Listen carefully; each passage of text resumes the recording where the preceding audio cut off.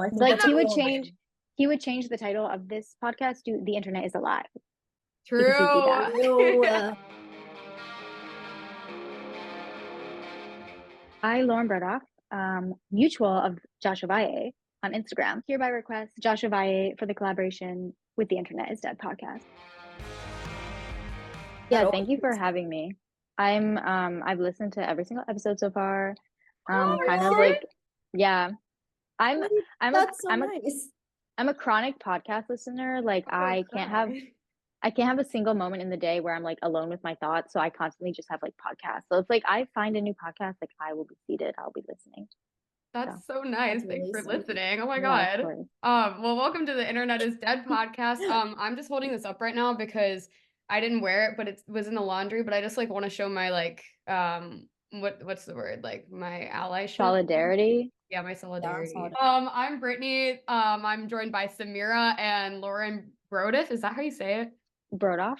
Brodauf. Fine. That's fine. Basically she's a YouTuber slash TikTok creator. I've been like watching your TikToks for a long time. Like you're like one of the few like TikTok people who I actually can like identify in my head as like being a person and like thinking they're That's funny. You know what I insane. mean?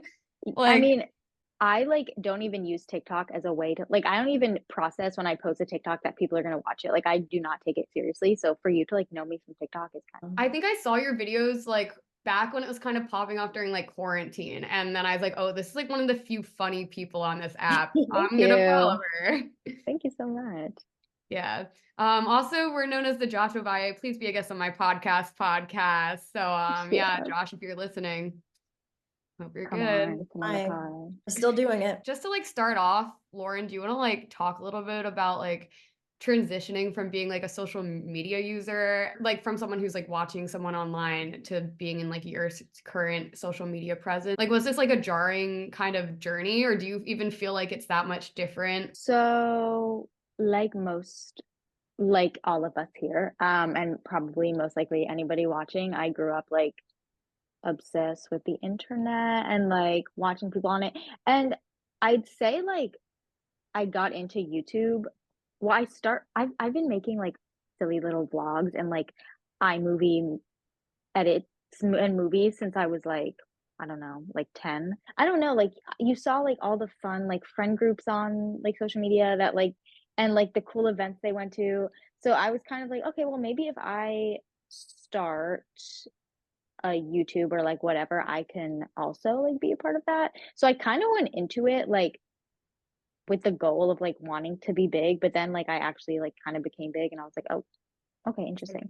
Um, Wait, so when but did you start like posting videos and stuff? I started the channel that I currently have in 2018 and I think my first oh my God, my first video that went viral was a video called What If Freddie Mercury sang like Halsey?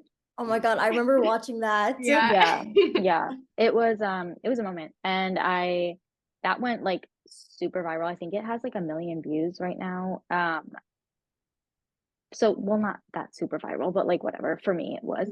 And that was like 2019. And then I think my first omegle video also went viral in like summer of 2019. And that's when like the real growth happened. And now we're kind of just like going steady. Like the views aren't really crazy, but like I don't care at this point. I kind of just like make stuff on social media like what I would want to see and like I'm not trying not to like cater to the algorithm, which Mhm. is like I was obsessed with in like 2019, 2020. Like So you obviously like One Direction and like also had kind of parasocial relationships. So prior to like, posting yourself, did you have a fan account or anything, or were you kind of just like watching? I was more so a consumer. Like I 7th grade, I would go over to my friend's house like after school and we would just watch like the vlogs that they did after Like like X Factor. during the X Factor days. Mm. Um, Aw. basically it was like a part-time job, just like studying up on One Direction. And then we went to the Up All Night tour and the obsession just grew from there. I think I did have like there was a hot second where I had a fan account for Harry, but it lasted like 2 weeks because it was very hard to keep up with. Well, it's crazy how much like it's actual work being put in to have a fan account. People don't even like realize that. Full-time job. Full-time job. Yeah. My friend has one for Billie Eilish and she doesn't use it as much, but like she would text me and be like, girl, like I've been editing for like 7 hours today. And I'm like, oh my, like it's crazy. It's a lot of work. Yeah. I like remember like it was like literally just like my life when I was on Stan Twitter, which Yeah. is like Yeah. a good thing as being a child and not having anything else to work towards, but like it's Right. just like yeah, I don't know. It's very fascinating. Yeah. Well, like as a consumer of Stan Twitter, like we thank you for your service. Oh my God, thank you. Appreciate that. Do you feel like your parasocial relationships and like watching like One Direction or like who else did you kind of like consume before you were like really like active on social media? I'm trying to think. I was definitely a consumer of like Enya and Drew's little group. That's how I know Mhm. of like the Josh Ovalle lore. I'm That's trying to like think the like funny pipeline, I feel like. hot girls, It's like the like like, the oh, are Josh you Ovalle to funny? being hot girls. No, yeah, Yeah, yeah. yeah. They were a big part of like my internet consumption. I'm trying to think like not too many besides them and Sinjin drowning Yeah, was yeah. something I Yeah. kind of discovered like mid high school. Say it's also cool like to see them grow. Like I've been watching them since like ninth grade, and that was like 10 years ago. So like Mhm. you like it's cool that you like grew up alongside them, even though that is kind of a parasocial thing to say. Yeah. And yeah, I don't know. No, Yeah. yeah. I also grew up watching them and watching their friend group and like their vlogs was like so formative for me. Oh, I was gonna ask if like Drew and Enya were like one of like the friend groups that you like watched and you like Yes. thought like having yeah. Yeah. Yeah. I think I actually discovered them from like I was on Twitter and I found Orion's like one of her like I think it was like a photo of her bookshelf or something. She was like And one of the then first aesthetic girls, I feel the like. first like Tumblr Yeah. girly. Yeah. Yeah. Yeah. Yeah. And she still is like such a like Yeah. iconic, like I feel like that's like who everyone knows as like being that like Tumblr Mhm. girl That kind of. girl. Yeah. I feel like that's like a very common thing too, is just like envying that specific friend group kind of as like a watcher. And it's like such a big kind of like conversation to even tackle because they shaped so much of internet culture in general. They Like, did. It's like it's insane to think like just like the sheer impact that they had. I don't yeah. know. Like and they've lived so many lives. Like they had like what was it? Like the little web series like Field Trip. And Mm. they've done like so many different things. Um yeah. Now emergency intercom is like my lifeblood for real. They didn't post this Yeah. Friday. I'm kind of like it's been a tough week. I feel like that's gotten so big like since it started now and like so many more people know about them now through that. Yeah. So cool. Like the podcast brought, I think, crazy attention to them, like Yeah. in a Mm-hmm. weird way, and like popularized them in a way I had never seen, like as someone who grew up watching them and grew up Yeah. like I don't know, like a lot of people didn't just like know who they were, and now like I feel like I'll meet someone and it's kind of common knowledge, which is really Yeah. interesting. Yeah. Like, oh yeah, I listen to emergency intercom. Like, yeah.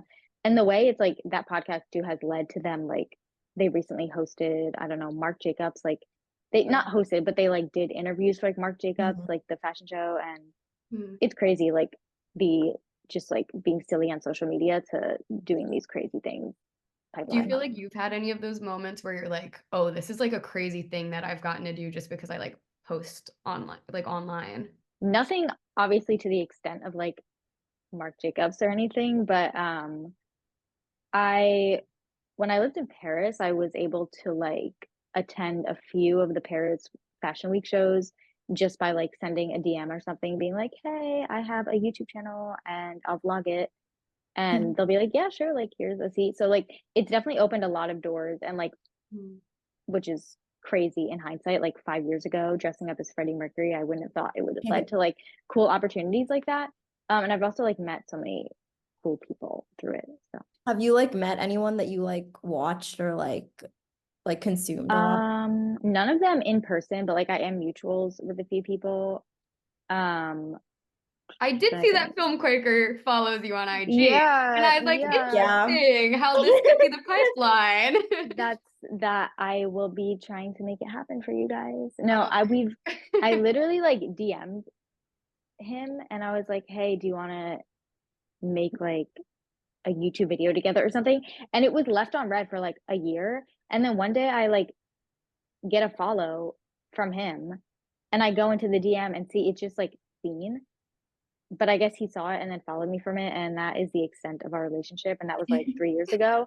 But like I'm still riding that high to this day. Yeah, that's a good So, relationship, I think. Yeah, Yeah. no. That's all you could we're ask tight. for, We're really. tight. Yeah. I think that's also funny too to think about from like kind of like an outside perspective when like people just like look at someone with like a platform and they're like, oh my God, like this person like follows this person. And it's like such a bigger thing than like in like, I guess like fans' heads. What do you mean? Like it's like to me when it like Oh, as, yeah, yeah, like, yeah. yeah, from an Like, outside oh, perspective. like, yeah, like the overlap of like two people you kind of like stan, like, oh my God, they know of each other Yeah. or And something it like like that. all Yeah. seems like this whole connected world, but then really it's like, oh well, you're just like living your day-to-day life, and like this Yeah. person's just living their day-to-day life. And Yeah. like a lot of creators also like aren't just like, it's not like there's like a room of creators and they're all just like, Right. you know, I feel Like like they that's all, what people imagine. No, but yeah. that's what it feels like especially when you're like younger and like getting into it, it like feels almost like I remember thinking like LA, especially because that was like when all the YouTubers like started moving to LA and stuff. I was like, they're all just like in like one big like community and they all know each other. Right. Like they They must all, be yeah, best friends. Like they follow yeah, each other on Instagram. Like they must be yeah. Like they're inseparable. Have you like felt kind of like a shift at all, like from like, I don't know, I guess just like garnering like recognition for making like creative content? Like, do you feel like you have kind of a different like presence just in general, or like people like treat you differently, or do you feel like you've like not really felt like weird effects of that? I would say no. Um, I don't think like I'm that big maybe to like feel too much of a shift. I would say like when I am in more populated places, because like right now I live in the suburbs of North Carolina, so like I'm not going to be recognized or anything. Although one time, like one girl who worked at Michael's recognized me for my videos, and I was like, oh my Oh, God, that's Oh. crazy. But like when I'm in like bigger cities, I'll get recognized sometimes, which is kind of crazy to like, I don't know, like, oh, people actually do watch my videos. So it's nothing's like changed too much. have you like just like seen like a shift like online, like you're a girl and you're a funny girl online, like do you feel like people tend to like discredit you at all, or have you also just kind of not had to deal with that? Once a video, like especially like on TikTok, because TikToks go viral so easily. Once they reach like my outside audience, I will get like a lot of straight men, or what I'm assuming straight men, on my videos, and it's just like stupid quips that they'll make usually, like, oh, like, or they'll get like offended for whatever reason. Um and I kind of just shrug it off. I have gotten like on YouTube videos, like especially the Freddie Mercury one back in the day, or like the Omegle ones or the Tinder ones, because I'm kind of like on Tinder, especially like trolling men. Like once that reaches like outside of my core audience, um, I kind of get some like nasty comments. But like I have never really taken them to heart. And also because like a lot of the comments I get and like DMs are so kind. Yeah. It's just crazy that that's like kind of a normalized thing for if something blows up, it's like, oh, like there's gonna be like weird comments on And yeah, it's kind of like it's a given. Because I know you like talked a little bit before, like when you started about like kind of like the algorithm and like trying to like get like your videos to almost like blow up like with that when you started making and stuff. Yeah, I guess I'm just curious because I was like looking through your channel and like all your videos are like funny like titles or like kind of like you know like Freddie Mercury sing like Halsey or whatever. Yeah, I was just curious if you were like if you felt like you were like trying to, I guess, kind of like make your videos like stand out in like when it was like super oversaturated and stuff on YouTube in like 2018 and how that's like shifted to now, if you feel like you've like changed like the way that you've been like posting on YouTube at all. Yeah, I've absolutely changed the way I've approached creating for YouTube. Like I was saying earlier, back in like 2019, 2020, like 2021, I like, for example, the Omegle videos, like this title, like I blanked on, like I asked so and so on Omegle, blah blah blah, and like I knew for a given that was going to reach like minimum 200,000 people like within the first couple days. I would kind of create solely out of like with views in mind, and like knowing that the algorithm like liked that title, it liked that type of video, and it was gonna like push it out to more people. But after creating like those same type of videos for like 2 years straight, it got so monotonous and so boring. And I was like, the whole reason I started this channel in the first place was like so I could literally make whatever I want, like dressing up as Freddie Mercury if I wanted to. That's kind of when I shifted away. Like I started like creating more vlogs and stuff, kind of what I do to this day. Um, and vlogs aren't something that like go viral, really. Yeah, I've kind of just like settled down. Sometimes it's like hard because people be like, "Oh my God, you have like what 350,000 subscribers," and then like you go to my latest video and it's like 20K views, and sometimes it's kind of like not embarrassing, but like sort of embarrassing because it's like, oh, she has all these subscribers, like nobody even watches her videos. Even though 20,000 is like a lot, there's like a core, like I would say like 30,000, 40,000 people who like will watch every single video I post. And that means a lot to me because like they're obviously watching for me. So like it makes me feel like I have like, I don't know, at least like a fun personality or like whatever that they're watching for some reason. And hopefully like in future endeavors outside of social media, they'll like follow me wherever I go. Mm. There. What like made you want to initially just like entertain people? That's a good question. And I've been asked this before, but like, I don't know. I think I kind of just like being the center of attention sometimes. Also, Yeah. I don't know. Like, I remember like as a kid, my mom would have like digital cameras when like digital cameras first came out or like camcorders. And I would just walk around the house and like talk to the camera. As somebody like I grew up loving movies and like I love movies to this day. I was so enthralled with them and like being able to escape. So like to be someone else's escape through entertainment, through entertaining them was like something that I wanted to do. Yeah, like even I think honestly, like watching the little One Direction vlogs, like I feel like that was like the first like inkling of like implanted in my brain, like, okay, like video logs. Watching those things like that with like for me it was like Ariana Grande or like Fifth Harmony like as a Yeah. child. I feel like motivated me so much to like want to be creative, which is very Yeah. crazy as like I don't know, because they're obviously like kind of doing it to garner an audience and it really works really well. And I think like the psychology of that is really interesting. Yeah. And to see like also these people are doing these like funny vlogs on social media, but then also like they branch out into like other creative fields. So it, like you said, like it is very um like inspiring to be creative Mhm. because you see like, oh, like Drew and Enya, like they made like field trip or whatever. They could act like, I don't know, like things like that. Just like seeing they're multifaceted and it's like, okay, well, I could also do that, I guess. It's like inspiring. Especially now where it just feels like if you have like that platform or that following like on social media, you can like you just have so much more opportunities given to you to do like anything in any other creative field, like acting or like making music or whatever it is you want to do. It like Mhm. opens up this like whole new world for you almost. Yeah. I think it's easier to go from like social media to music. Not that I have any experience in that, but it's like because music platforms like it's also similar to the internet where like anybody could upload.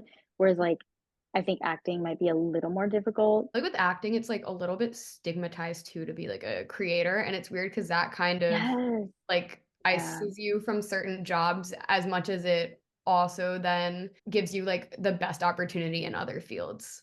Yeah. And like, for example, okay, do you know Rachel Sennott? Yeah. Yeah. She's like I worship that woman. She well, she was like um a stand-up comedian, but like also I knew her from social media and like Twitter, funny enough. Mhm. Um, and now she's like blown up into this like incredible, like hilarious actress. I love seeing that because it kind of like a little like glimmer of hope when you see like these people who like from social media like make it really big in acting. Mhm. But yeah, there's definitely like a stigma around, I would say, like being in a movie like and seeing like I don't know like a YouTuber in it. It's like, oh, it's like that YouTuber, but it's like most YouTubers are like not saying like I hate to even say like YouTuber. Like I most people start YouTube because like they are creative in many other ways, but this is just like an easy access to like grow an audience. It's just like interesting, just like the connotations behind like certain words like YouTuber, but then it's like, okay, like Yeah. YouTuber, I feel like has a certain connotation, but then that has like a more positive connotation than like influencer, which has like a different connotation. So like influencers like have just like gotten really big, like I think because of TikTok and stuff. And like Yeah. it's like, what's the next word gonna be? Like what's the next connotation gonna be? Yeah. Do you think you want to stay on those, like on the platforms you're using right now and continue with what you're doing currently? Like kind of, I'm just curious, like what you kind of want to do. I definitely want to get into acting. I've like taken acting classes and I'm currently like paused because I am back home in North Carolina for the moment. But like once I move to New York, hopefully like July, I'll restart like classes and stuff. Perhaps even like I've dabbled in writing some screenplays as of recent. But in the meantime, like I will continue like making stuff on YouTube and like most likely will always do it depending the frequency. But also like I do get brand deals from it, so it's kind of like my livelihood. So You make like your full living off of YouTube. yeah, but it's like not a lot. Like I was able to like afford rent and stuff when I lived in Paris because that was like the only time I've ever lived alone. Mhm. Um, but like rent wasn't too much. But like when I moved to New York, I'll either have to like up the brand deals or perhaps like I would love to like I don't know edit for people or like do something creative just for like supplemental income or like get hired on a really big movie and then I don't have to worry about it. Yup, and then be awesome and set and Right. never have to do anything. Right. Yeah. I think a lot of YouTubers, we were talking about this with William Craver. So I don't, you might have like heard us talking about this, but just how like YouTubers often have that kind of like thing, that like one like quality that kind of makes them like able to like just like be genuine in front of a camera, or just like Mhm. have like a like go like, you know, like I'm gonna like post myself online kind of personality. And I think that overlaps a lot with acting, and it like makes a lot of sense why a lot of YouTubers get into acting and why they're kind of able to do it. Because sometimes I'll look at acting from the outside and I'm like, oh my God, like, I don't know. Obviously, everything looks way bigger from the outside, and Yeah. I'm like aware of that. Um, but I don't know. I'll like look at a crazy movie and I'm like, I don't know how someone's capable of doing that in front of a camera, and it's really fascinating. Yeah, I mean, you definitely become like comfortable in front of a lens. Not saying like when I'm vlogging, it's like fake because that's definitely me. It's just like a more heightened version of me. And Mhm. like, because I would say like I'm kind of like introverted, I would say. But like when I'm vlogging on the streets of New York, I'm like whipping out the camera. Like, ew, I hate to like do that, like because that is so YouTuber.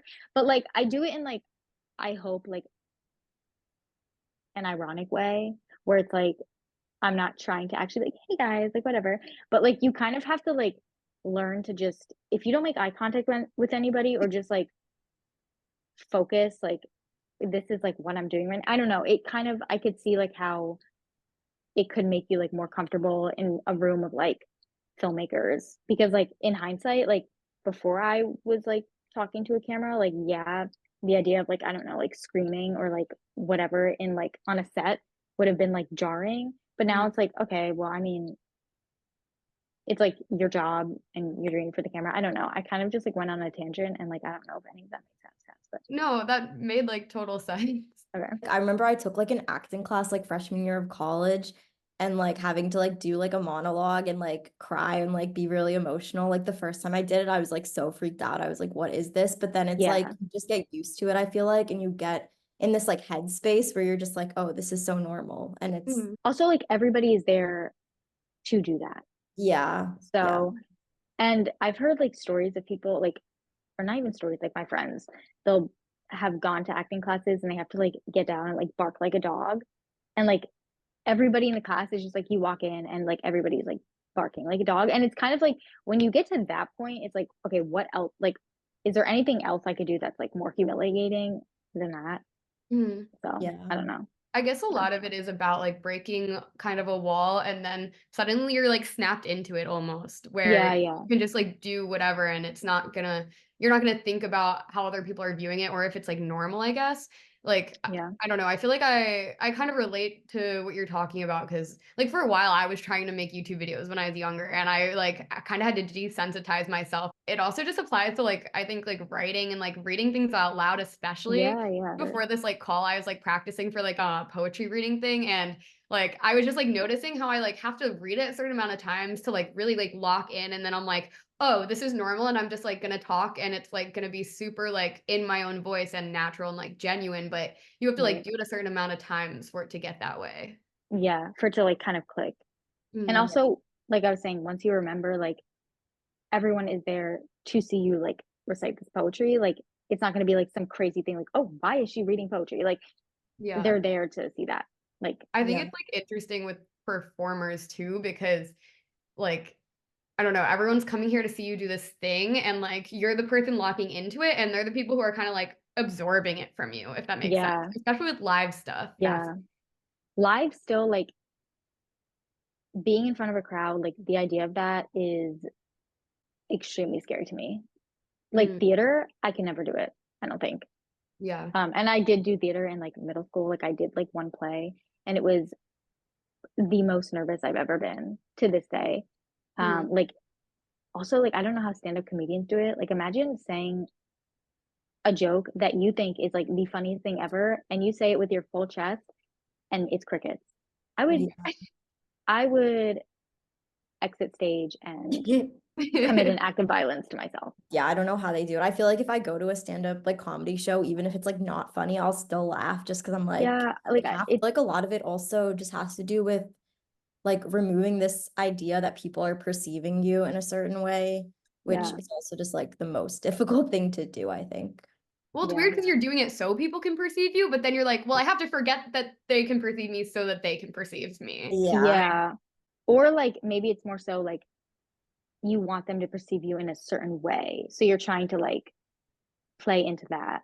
Mm. Yeah. Have you ever felt like just like that like pressure, just like that like feeling like people are like perceiving you a certain way like online that's like different than who you are, just like Yeah, yeah. I think that comes down to like comments too. Like I'll see a comment, like, I don't know, assuming something that's like totally not the truth. And it's like, oh, okay, like if this person is thinking that way, like are a lot of people thinking of me that way? And there was like a whole like era where I made a joke about like being a virgin like a few years ago. And for the longest time, like everyone was like, oh my God, like you're that virgin girl. And it's like, is this the only way like everybody sees me? Like, I don't know. So there's yeah, I don't know. I guess you kind of have to like also be careful of what you say on the internet, obviously, but like most of the time, like what I say is like so unserious and I don't put a lot of thought into it. Well, it's weird how people just take things and like run with it too. And I think that like again is Yeah. like super normalized, especially for women. But Yeah. Yeah. I yeah. mean, women are like seem to be the easiest targets. Well, I mean, even just like obviously like it's just a reflection of our society and like Yeah, how yeah, things yeah. work. But like, I don't know. Like that's why I was like super fascinated to know if like you felt that a lot, I guess, as a creator, as a female creator who's like funny, and like if people just Yeah, I often mean, like men hate discredit. like funny women for whatever Yeah. reason. Like Yeah. I don't know if it's an ego thing. Like every time you do see a man like commenting under a funny woman's post, like it is the funniest shit ever and they're taking offense to it. So it's like I don't even like your take is so invalid right now because this is the funniest shit ever. I don't know. This is probably common sense to a lot of people, but it's like literally just because it's a girl doing it. And if a guy was saying that same joke, you're just not like these men just aren't conditioned to like then be like this is stupid.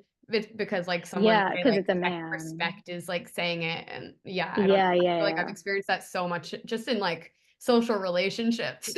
So Yeah. And it's like the sensitivity thing too of like men are so sensitive. So if like a woman makes a joke and they can like be offended by it in any like possible way, they'll be offended by it and then like go off on that Yeah. feeling. I think all men should just have technology taken away from them.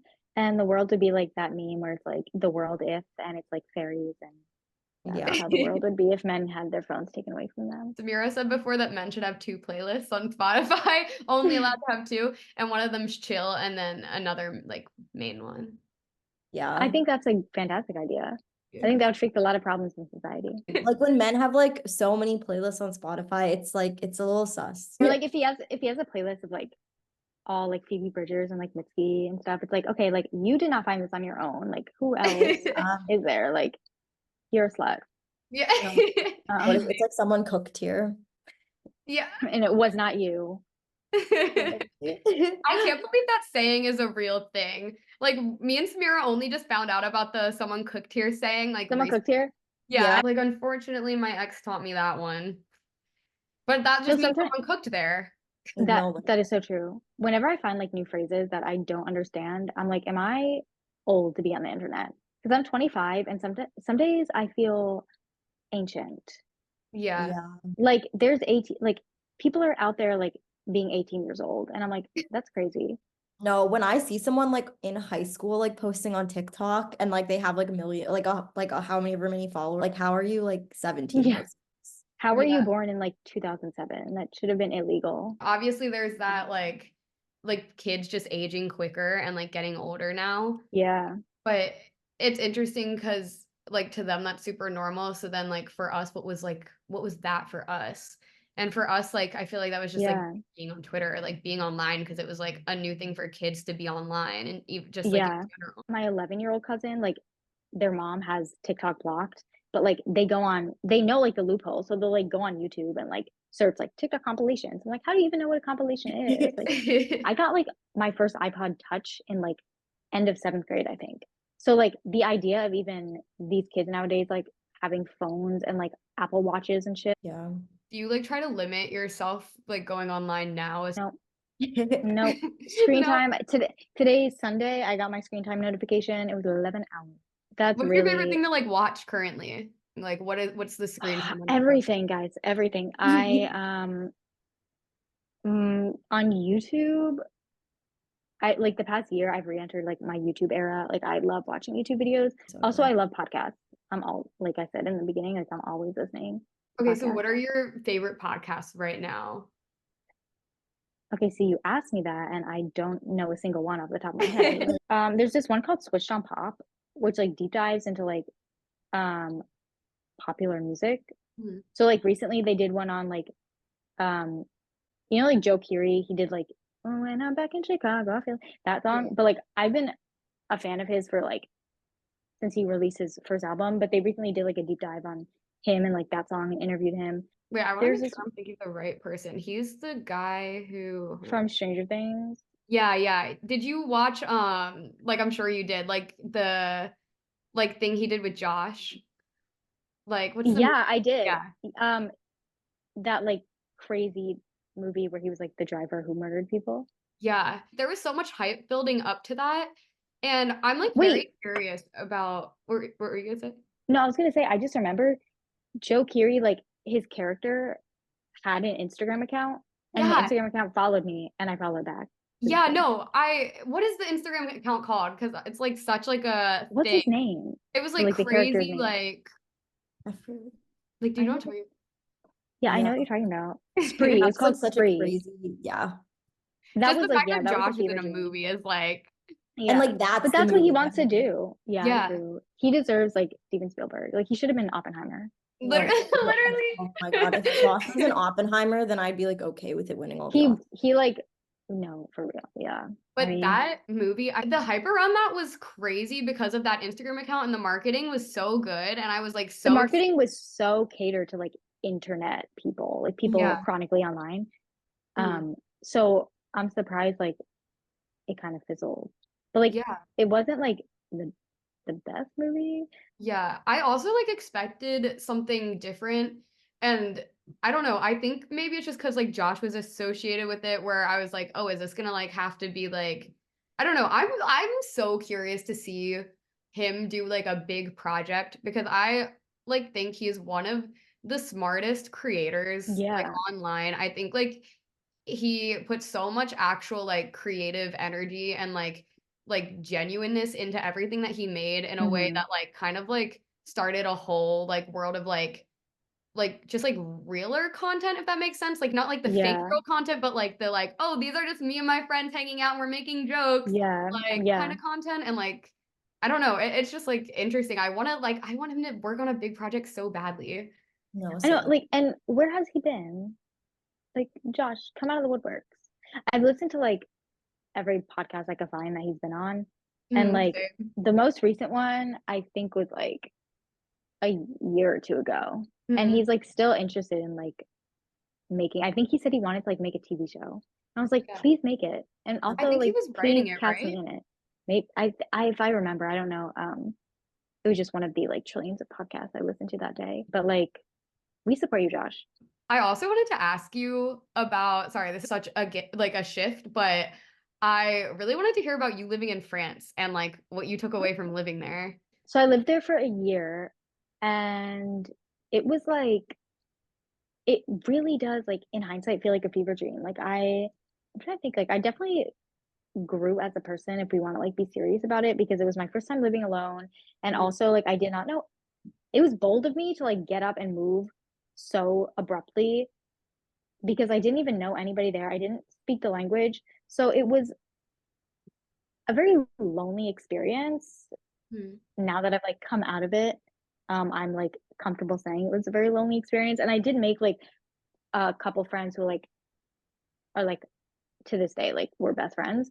But I wish going in I had um like enrolled in something like a class or like a course, because after the first 2 weeks I was like, shit, like what am I gonna do now? Like I don't really have anything to do besides like walk around. And don't get me wrong, like I could walk the Paris streets every single day, Mm. but it got kind of like monotonous at a point. But it Mm. also opened a lot of opportunities. Did you Yeah. find it hard to just meet people? Like me and Samira both went like together to France over like last summer and we just went for like a week. Samira had been there before me. I like was really excited because I like I don't know, for traveling for me, I'm like I want to go and I want to like talk to the people and then I was like, wait, I'm like kind of scared too because I don't even know if like they will like I don't know. I feel like they're gonna judge me for Accommodate. speaking English, like, Yeah.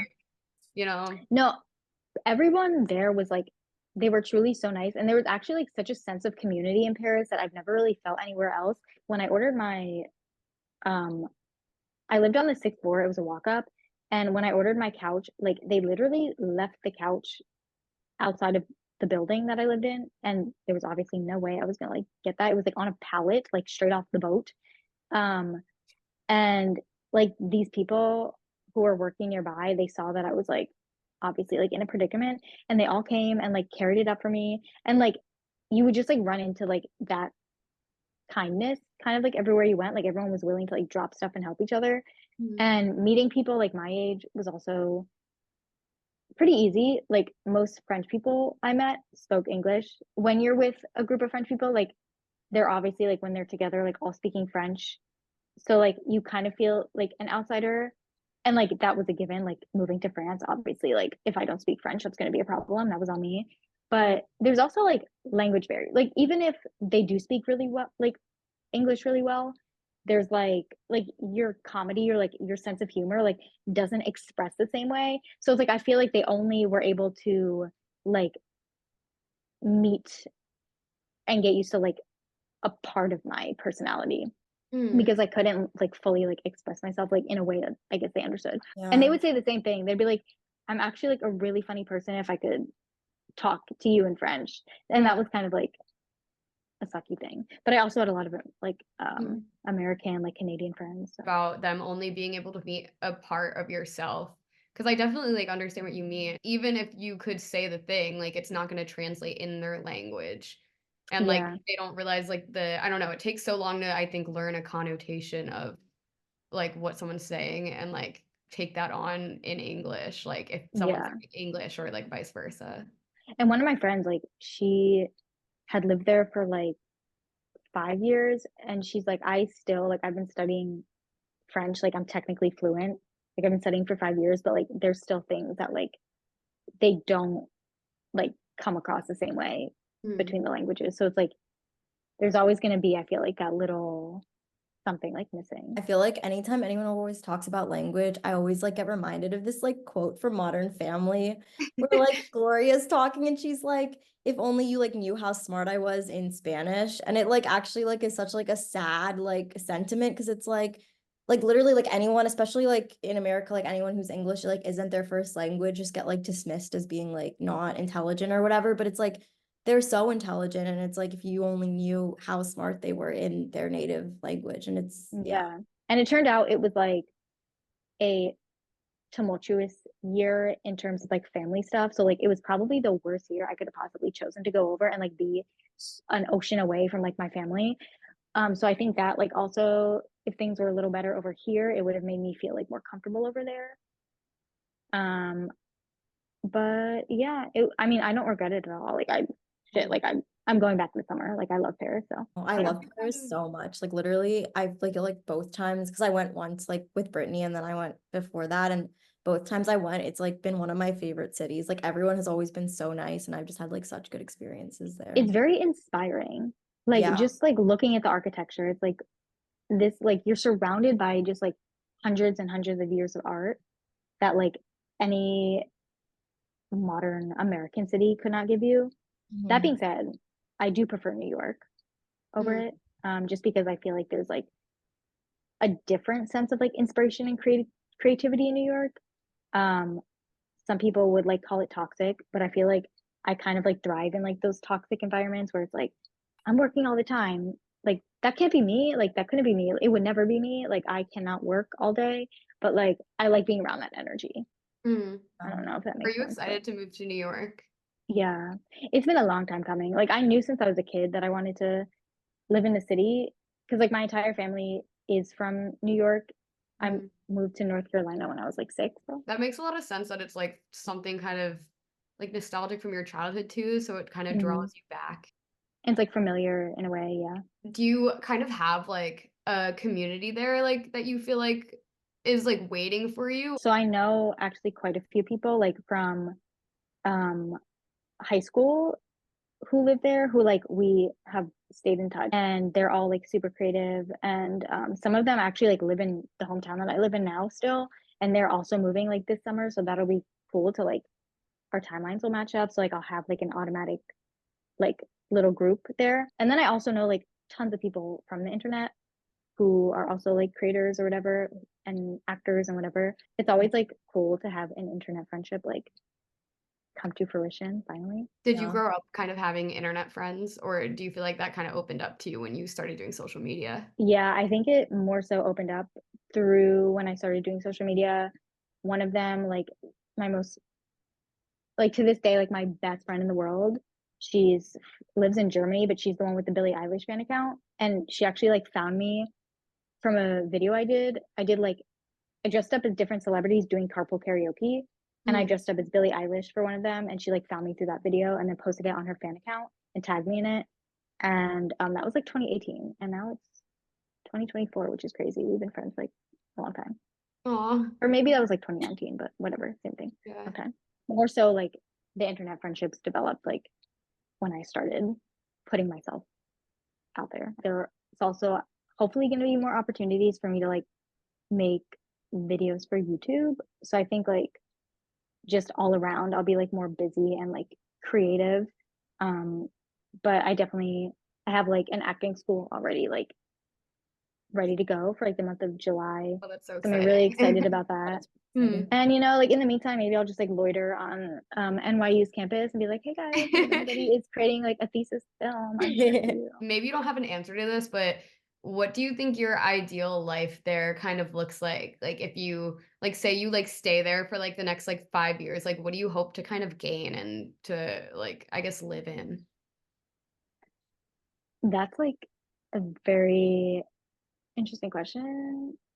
And it kind of like scary because I don't know, I've never really been someone to like have like a 5-year plan or something like that. Mm. But thinking of it like on the spot now, I would say like kind of just make it in the entertainment, like traditional entertainment, so like acting. What do you think's like a dream film? Like if it was Whew, like being made right now, what would you want to be in? Like if it guys. was like a movie that you already know about. Or like dream actors also to like work with. Okay. True. Well, Timothée Yeah, Chalamet. obviously. Um, It's that's a like we've seen given. your Instagram, Yeah, girl. guys. I'm trying to think. Like Greta Gerwig has Mm. always been like, I mean, like since Frances Ha was when I discovered Greta Gerwig. Mhm. And I was like, oh my God, like that's literally gonna be me. I'm gonna be Frances Ha, like struggling in New York City. Like I can't wait for that. So like she'd be a dream director, although I think she's like what she's directing the new Narnia. I don't know if I'd want to be in Narnia, but like if Greta Gerwig was directing it, like shit, I'll be in it. Um, also Luca Guadagnino, like I would have just like to be on a fly on the wall on the Challenger set, from what I've heard about like just that entire like film and like I don't know, just like the expertise on that film. He's like somebody I would love to work with one Can day you in the like future. explain that more? Because I don't really know anything about like. It's not even like it's just the way I worded it sounded like there was like a lot of like on-set drama, which there was not. But I just heard like on-set dynamic of like the characters themselves. Like I would have just loved to like see like the expertise of like Zendaya and Josh O'Connor and Mike Faced and like all of them working. Like, I was just curious to know from your perspective as like a content creator, how you feel like YouTube and social media and stuff has like changed over the years, especially since like when you started posting 2018, 2019 to now, because I feel like even within that span of years, like so much has changed on the internet and internet culture and stuff. And I'm just curious to know your perspective on it as someone who posts and who makes content.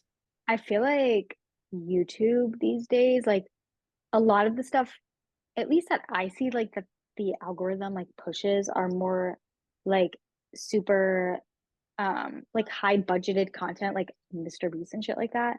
And I fucking like hate going on the trending page and like every thumbnail is the same, like every title is the same. Like, but I think it's become like more of like a gamified thing, YouTube, just people trying to cater to the algorithm. But then again, like for me at least, like when you find like the facet of creators who like are truly creating out of like passion, it's like um I don't know, it kind of like what's the word? Like gives you more like hope for the platform because it's like okay, like it's not just all these like Mr. Beast people. Like there are people out here who are like creating hilarious like vlogs or like super aesthetic like beautiful like vlogs that are like film worthy. Like but yeah, I think we should like make YouTube just like super casual again. I Like feel bring like back that's like what people are just looking for at this point. yeah, just like seeing like a friend group being silly. Like Yeah, I mean, yeah, just like Honestly, I anything. feel like a new wave of like creators like has to be like kind of about to like push through. You know what I like mean? on the horizon, yeah.